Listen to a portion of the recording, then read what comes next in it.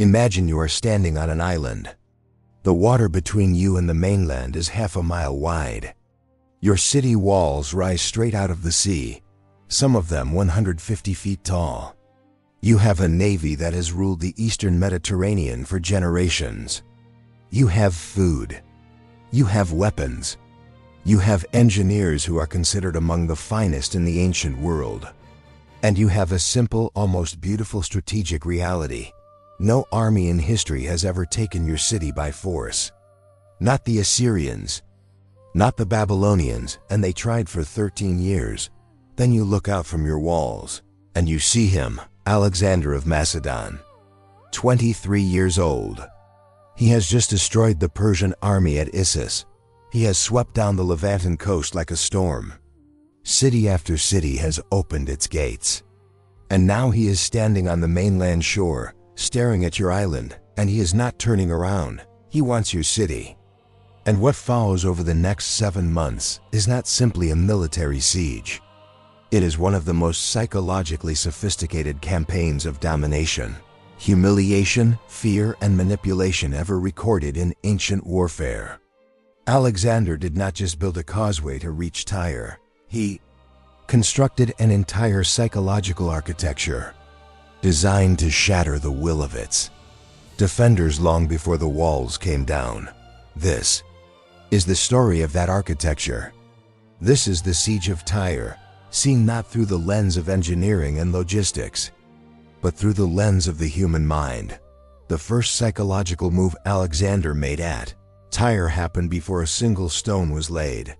When his ambassadors arrived at the island city in early 332 BCE, they carried a message that was, on its surface, entirely reasonable. Alexander wanted to make a sacrifice to Melkart, the Phoenician deity the Macedonians identified with Heracles. In the great temple at the heart of Tyre, he was not demanding the city's surrender. At least not yet. He was asking for access. He was being, in the vocabulary of ancient diplomacy, polite. The Tyrians said no. They offered a compromise. Alexander could sacrifice at the older settlement of Old Tyre on the mainland. This was a perfectly logical response from a neutral city trying to stay out of a war between empires.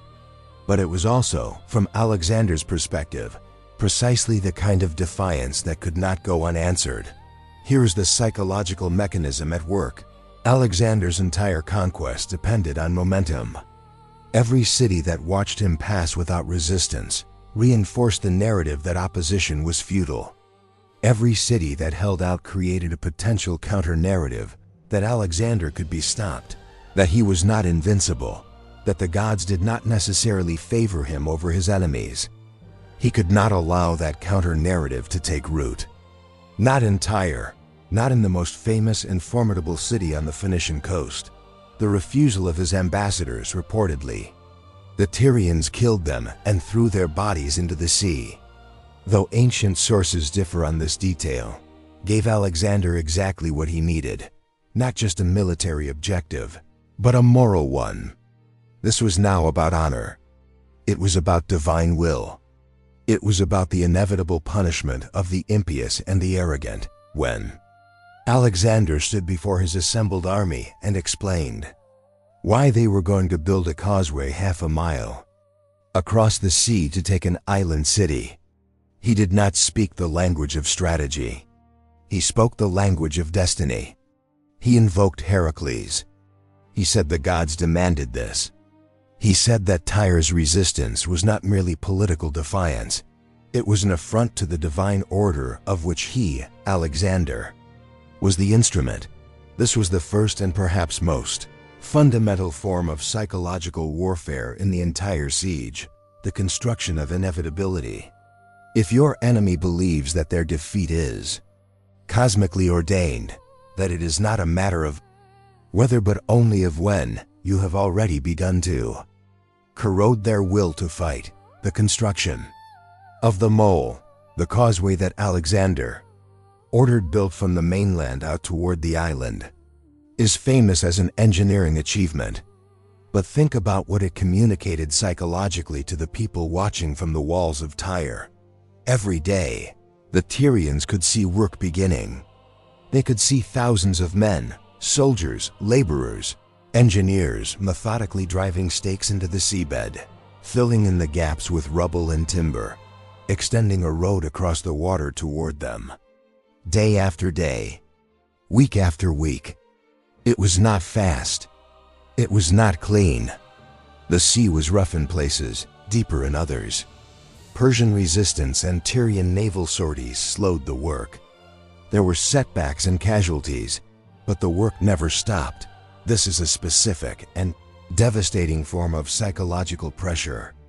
There is a category of threat that is terrifying precisely because of its patience.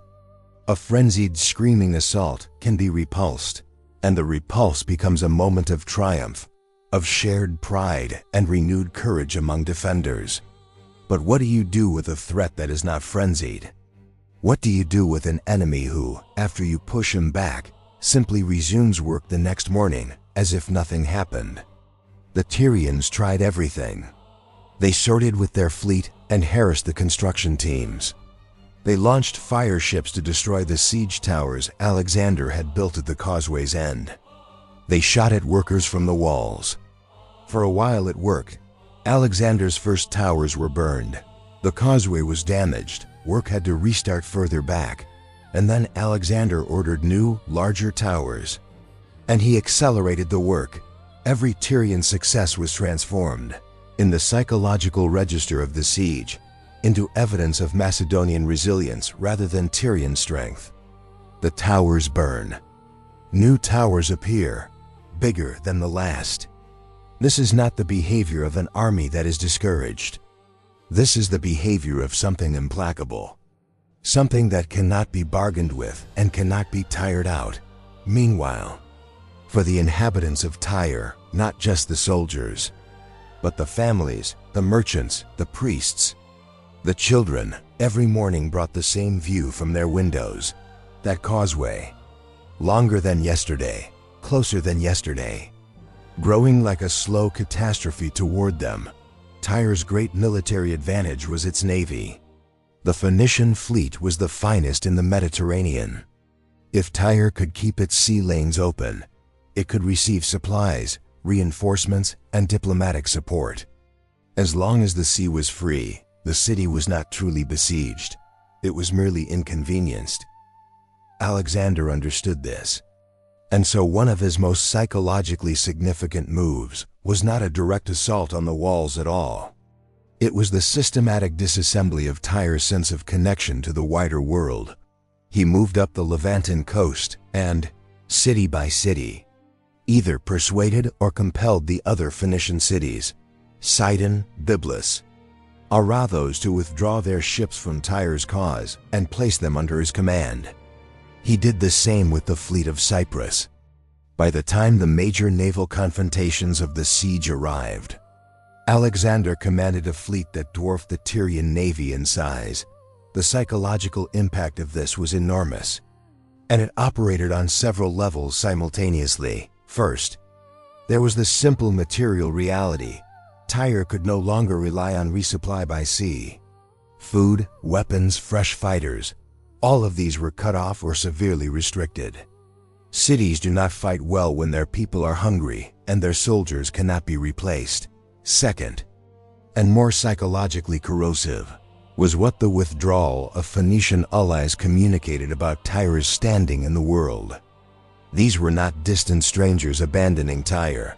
These were cultural kin, cities that shared Tyre's language, its gods, its merchant culture, its history. When Sidon switched sides, it was not just a military shift. It was a message. The world is moving on without you. The great Phoenician family of cities has decided that its future lies with Alexander, not with Tyre's resistance. You are alone now. Isolation is one of the oldest and most reliable tools of psychological warfare. Human beings are social animals. We derive courage, in part, from the sense that others share our cause, that we are not fighting against the whole tide of history. When that sense is stripped away, when every outside actor, one by one, aligns against you, the psychological effect is a kind of existential vertigo. Who, exactly, are you fighting for? What future are you defending? There is a moment in the siege of Tyre that is frequently mentioned in military history, but rarely analyzed for its full psychological content. At some point in the siege, Alexander intercepted a Tyrian ship that was attempting to evacuate some of the city's non-combatants, women, children, elderly citizens, to Carthage, Tyre's great colonial daughter city across the sea. In some accounts, Alexander allowed these evacuees to pass. In others, the ship was captured and its occupants returned to the city. Whichever version is accurate.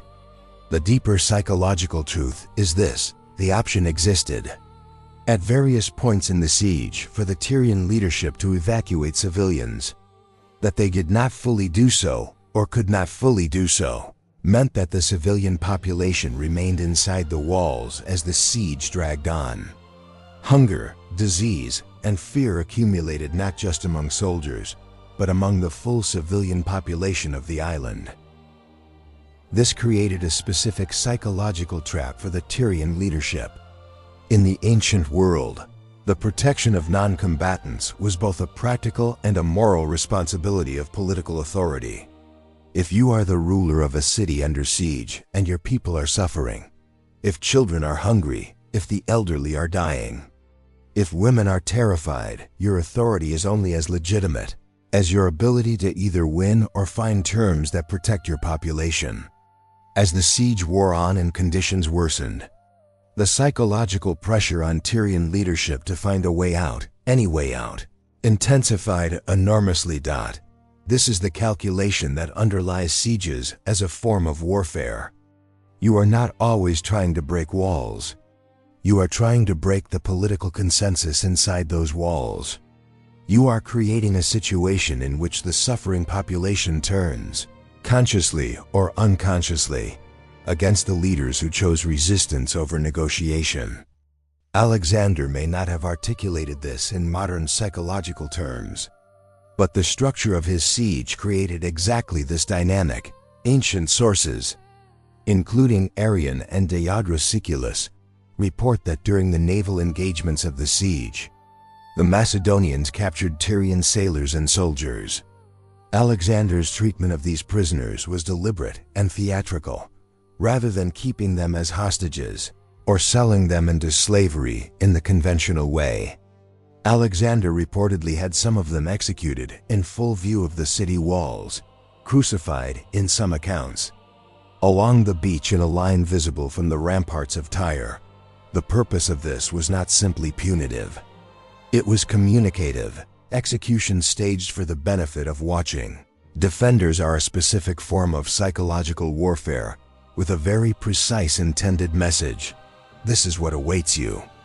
Resistance does not end with honorable captivity or negotiated terms. It ends with this. The message was designed to undermine one of the most powerful sources of human courage in combat: the belief that even if things go badly, there is a survivable outcome on the other side of defeat. If Alexander was communicating that there was no survivable outcome, that capture meant death, that the only options were victory or destruction, he was attempting to create a form of desperate, cornered courage. But this cuts both ways psychologically, and it is worth pausing to acknowledge the complexity here. Terror tactics can create exactly the kind of last stand mentality that makes a defense more ferocious rather than less. A population that believes it has nothing to lose and no hope of mercy fights differently, sometimes more desperately, sometimes more innovatively, than one that is calculating the cost-benefit ratio of continued resistance. Alexander seems to have understood this risk. The terror was calibrated, not so overwhelming that it created irrational martyrdom, but consistent enough that it kept the Tyrian population in a state of chronic psychological stress that eroded their long-term cohesion. When Alexander's engineers finally completed something close to the causeway's full length and brought his fleet into position to complete the encirclement, the final assault on Tyre was conducted with a level of material and psychological preparation designed to communicate one thing above all: This is not close. This is not a contest of equals where the outcome is uncertain. This is the demonstration of the absolute superiority of Macedonian military engineering and organization over everything Tyre can bring to its defense. The towers that Alexander's fleet carried were taller than the walls of Tyre.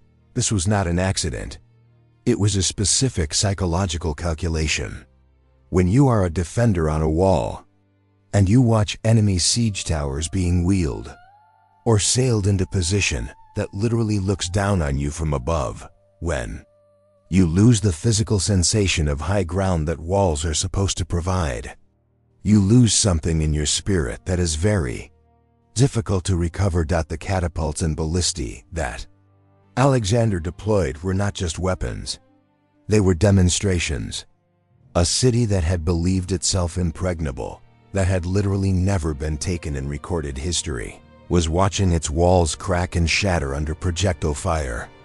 That sound, that physical evidence that the previously unbreakable was breaking, has a psychological effect that is hard to overstate.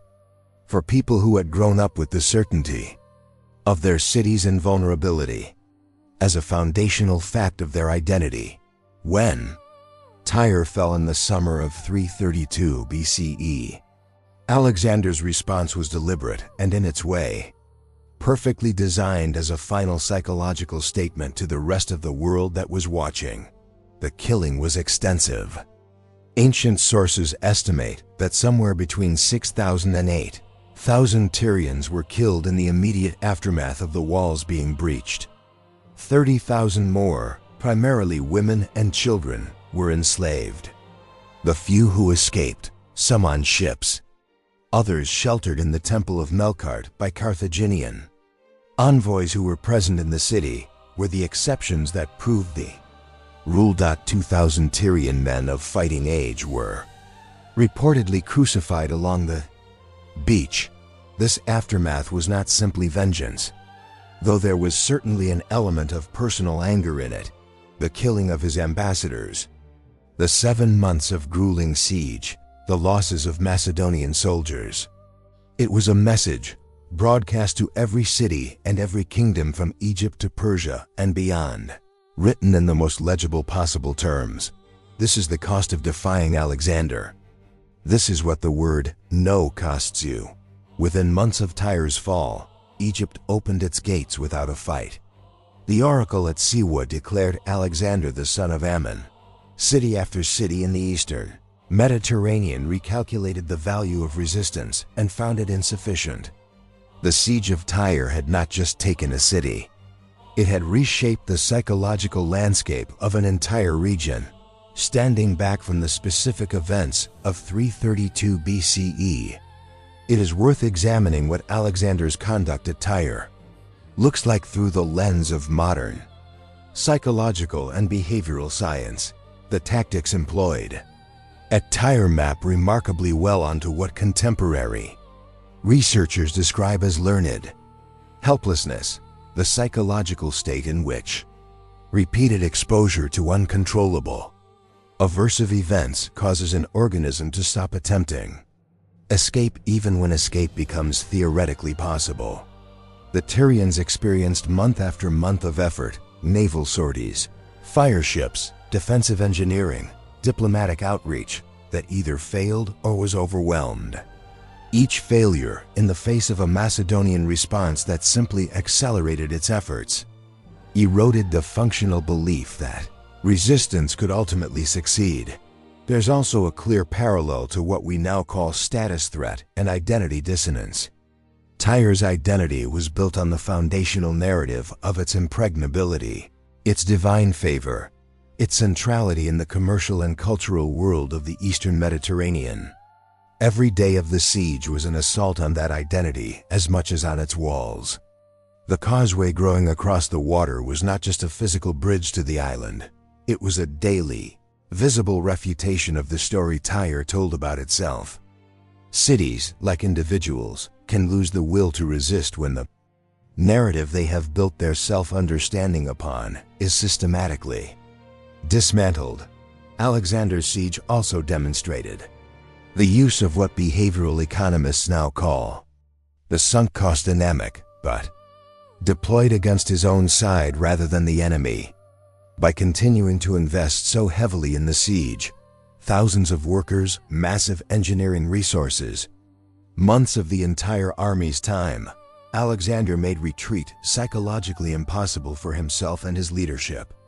And this commitment, precisely because it was so visible and so extravagant, communicated to the Tyrians that they were dealing not with a general who might cut his losses, but with one who had publicly and irrevocably bet everything on their defeat.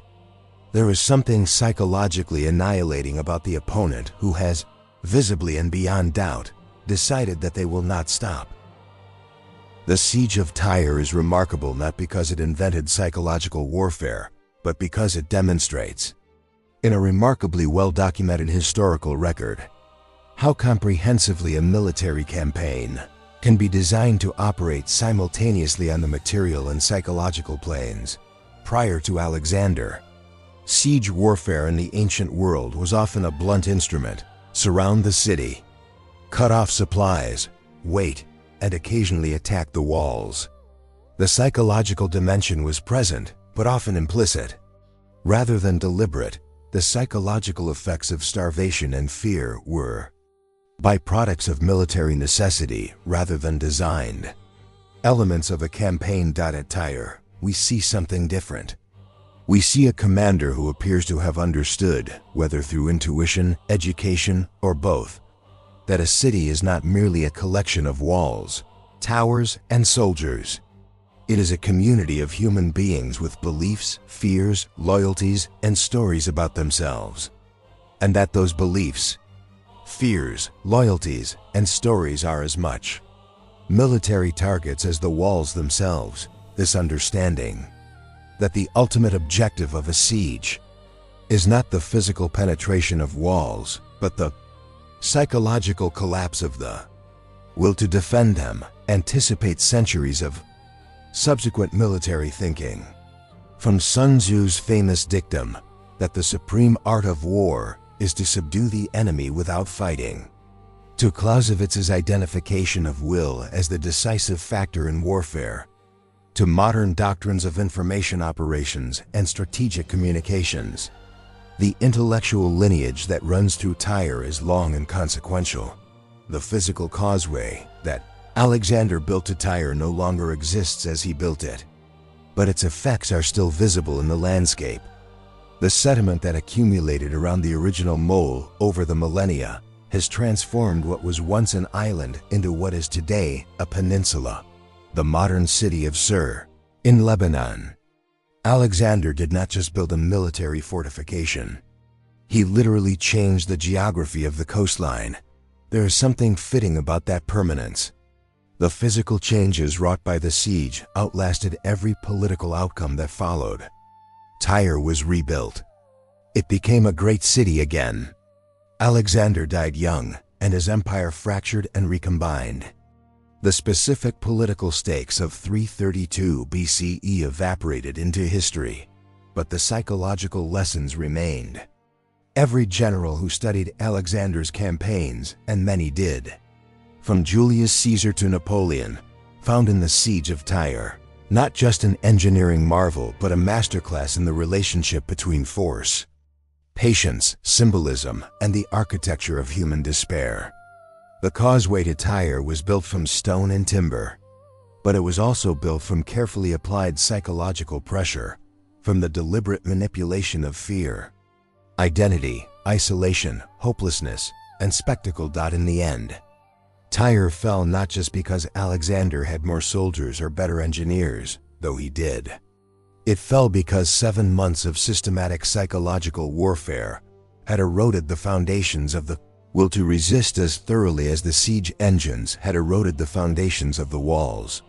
Perhaps is the most enduring lesson of Tyre that in the deepest sense, sieges are never really about walls. They are about what people believe about themselves when the walls begin to crack.